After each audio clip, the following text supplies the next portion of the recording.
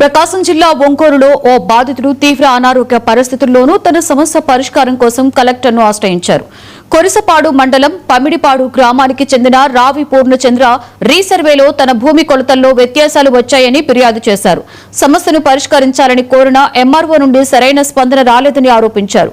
Oxygen cylinder సహాయంతోనే జీవనం సాగిస్తున్న ఆయన పీజీఆర్ఎస్ కేంద్రానికి వచ్చి జిల్లా కలెక్టర్కి వినతి పత్రం అందించారు. తన భూమి సమస్యకు న్యాయం చేయాలని అధికారులను కోరారు. మాది కోసపాడు మండలం పమిడిపాడు గ్రామం. రీసర్వేలో నా ల్యాండ్ కోతలు తగ్గినాయి, అందుకని కలెక్టర్ గారికి అర్జీ పెట్టుకున్నాను. 35 సెంట్లు, ఒక దాంట్లో 10 సెంట్లు, 2 పొలాలు, ఒకటి 3 ఎకరాలు, ఒకటి 5.5 ఎకరం.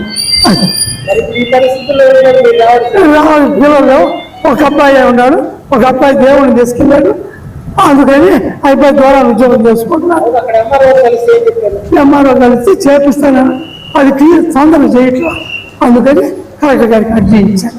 తొందరగా చేసి అది నేను ఉంటానో పోతానో తెలియదు కదా, నేను అక్కడ చేయించి కరెక్ట్ చేసి రాళ్ళు బాధిస్తే ఒక దిగిపోద్దని రావి